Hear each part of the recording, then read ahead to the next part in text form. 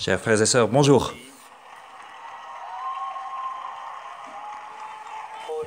Aujourd'hui, je voudrais m'arrêter un petit peu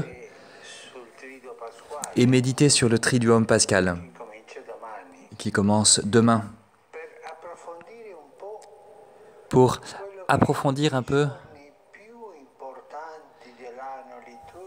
ce que veulent nous dire ces jours les plus importants de l'année liturgique, ce qu'ils représentent pour nous.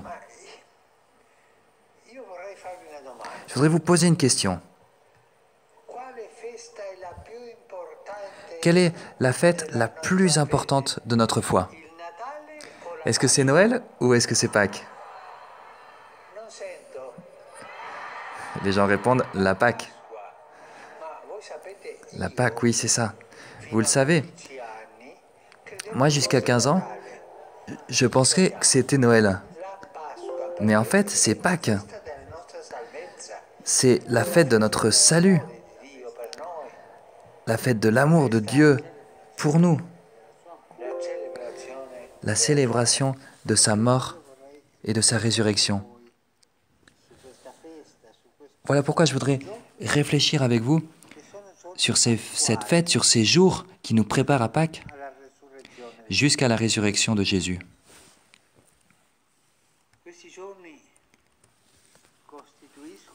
Ces jours constituent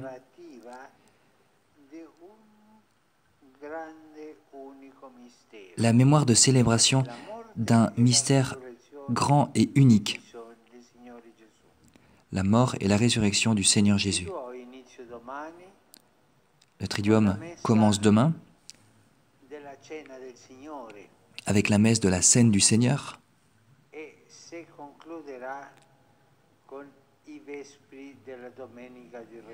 et il conclura avec les vêpres du dimanche de la résurrection. Ensuite, le lundi de Pâques pour célébrer cette grande fête, un jour de plus. Mais ça, c'est post-liturgique. C'est la fête en famille, la fête civile, on va dire. Cela marque les étapes fondamentales de notre foi, de notre vocation dans le monde. Et tous les chrétiens sont appelés à vivre ces 3 jours saints, le jeudi, le vendredi, le samedi et le dimanche. Le samedi soir, la résurrection, le dimanche. Ces 3 jours saints, comme, pour ainsi dire, la matrice de leur vie personnelle, de leur vie communautaire. Comme ont vécu nos frères juifs l'exode d'Égypte. Ces 3 jours reproposent au peuple chrétien les grands événements du salut opérés par le Christ. Ces 3 jours projettent les chrétiens dans l'horizon de leur futur et renforcent l'engagement de leur témoignage et de leur écoute. Au matin de Pâques, en reparcourant les étapes vécues dans le Triduum, le chant de la séquence, un hymne comme un psaume que l'on appelle la séquence, nous fera entendre solennellement l'annonce de la résurrection. La séquence dit « Le Christ, notre espérance, est ressuscité et il nous précède en Galilée ». C'est la grande affirmation. Le Christ est ressuscité. Dans beaucoup de peuples du monde, surtout en Europe de l'Est,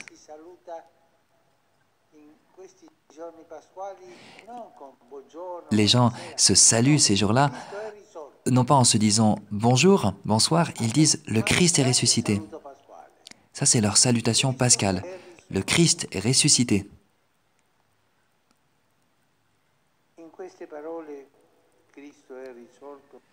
À travers ces mots, le Christ est ressuscité, il publie une annonce de joie, d'espérance, mais aussi un appel à la responsabilité et à la mission.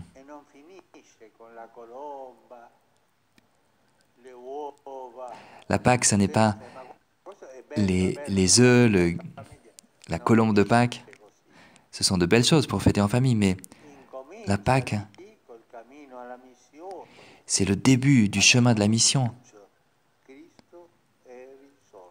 Le début, c'est l'annonce, le Christ est ressuscité.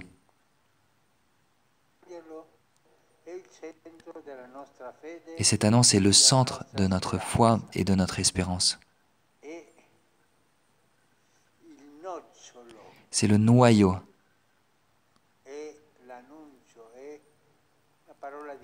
C'est l'annonce. C'est un mot difficile, mais qui le dit tout, le kérygme, qui évangélise constamment l'Église.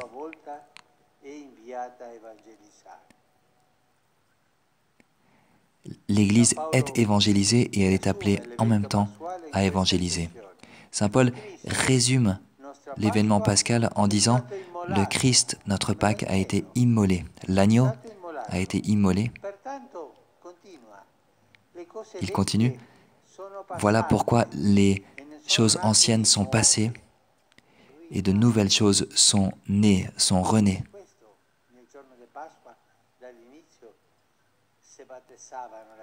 Voilà pourquoi on baptisait dès le début au jour de Pâques, la nuit même. Et ce samedi, je baptiserai à Saint-Pierre 8 adultes qui commenceront donc leur vie chrétienne. Tout commence là, ils sont renés. Ils vont renaître. Dans une autre formule synthétique, Saint Paul dit « Le Christ a été livré à la mort à cause de nos fautes, mais il est ressuscité pour notre justification. »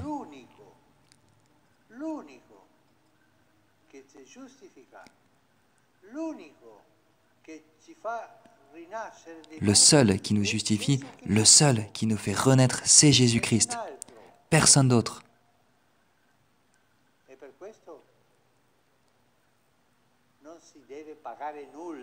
Voilà pourquoi on ne paye rien, car pour la justification, car Jésus nous justifie gratuitement. C'est la gratuité de l'amour de Jésus. Il donne sa vie gratuitement pour nous rendre saints, pour nous renouveler, pour nous pardonner. Et voilà le noyau de ce Triduum pascal. Au Triduum pascal, la mémoire de cet événement fondamental est une célébration pleine de reconnaissance qui renouvelle les baptisés dans la compréhension de leurs conditions. Voilà pourquoi Saint Paul l'exprime ainsi. Si vous êtes ressuscité avec le Christ, cherchez les choses d'en haut et non pas les choses de la terre.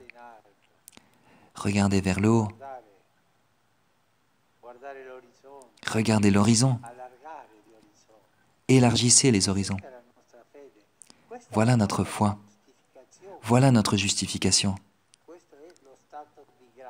Voilà l'état de grâce.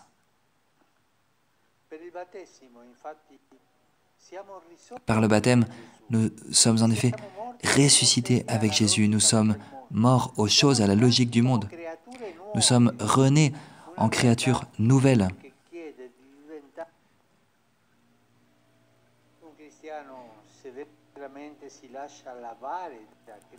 Si un chrétien se laisse vraiment purifier, laver par le Christ,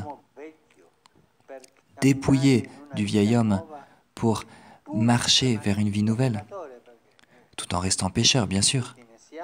Nous sommes tous pécheurs. Cet homme-là ne peut plus être corrompu. La justification de Jésus nous sauve, nous libère de la corruption. Bien sûr, nous sommes pécheurs, mais nous ne sommes pas corrompus.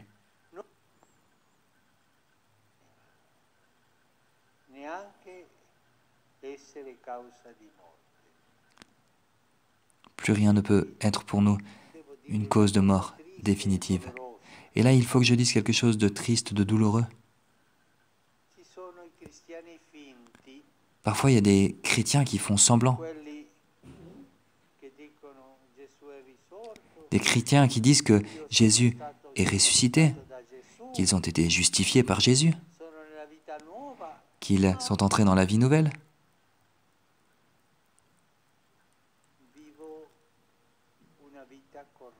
Mais qui vivent une vie corrompue. Et ces chrétiens qui font semblant, ils ne vont pas bien terminer. Je le répète, le chrétien est pécheur, nous sommes tous pécheurs, moi aussi je suis pécheur. Mais nous avons l'assurance que quand nous demandons pardon, le Seigneur nous pardonnera. Celui qui est corrompu, au contraire, fait semblant. Il fait semblant d'être une personne honorable. Mais à la fin, dans le cœur, il n'y a que de la pourriture. Une vie nouvelle. Jésus nous donne une vie nouvelle. Le chrétien ne peut pas vivre avec la mort dans l'âme, dans le cœur, ni être cause de mort. Et on n'a pas besoin d'aller très loin. Pensons à nous-mêmes. Pensons aux soi-disant chrétiens mafieux. Sont-ils chrétiens? Non, ils ne sont pas de chrétiens. Ils se disent chrétiens peut-être. Mais ils ont la mort dans le cœur et ils donnent la mort aux autres. Prions pour eux pour que le Seigneur les touche leur âme.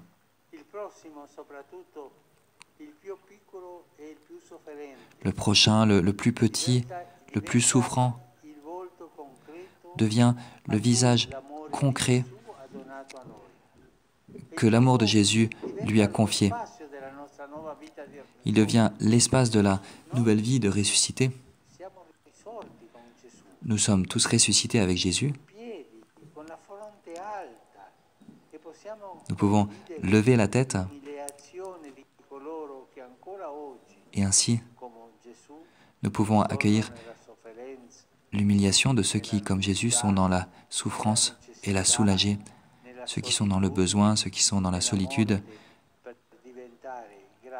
livrés à la mort, pour devenir, avec lui, grâce à lui, des instruments de rachat, d'espérance, des signes de vie et de résurrection. Dans de nombreux pays, en Italie, dans ma patrie également, on a l'habitude que quand au jour de Pâques on entend les cloches sonner, les mamans, les grands-mères lavent les yeux des enfants avec de l'eau. Parce qu'ils disent, vous allez voir les choses de manière nouvelle. En cette Pâques, laissons le Seigneur laver notre âme, laver les yeux de notre âme, pour voir les choses de manière nouvelle, pour faire les choses de manière nouvelle. Ça serait merveilleux. C'est ça, la résurrection de Jésus. Après sa mort, qui a été le prix de notre salut, le prix pour nous sauver tous. Je me rallonge un peu trop. Chers amis, en ce Triduum Saint, qui commence demain,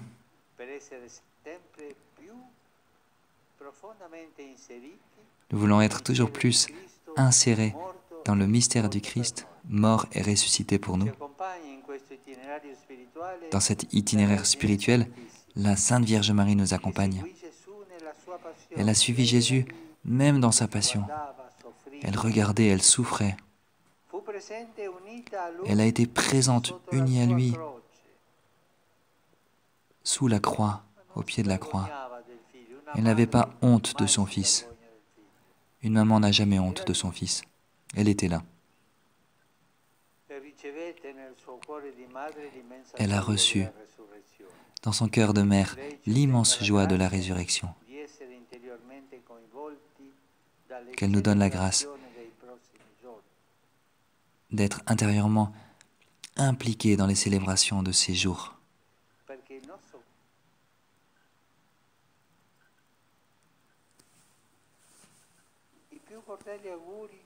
Ainsi notre cœur pourra ressentir la joie, les vrais vœux de Pâques, ces vrais vœux de Pâques que je vous formule maintenant, pour vous, pour vos communautés.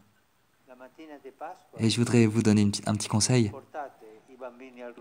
Le matin de Pâques, amenez les enfants, lavez-leur les yeux pour qu'ils voient Jésus ressuscité.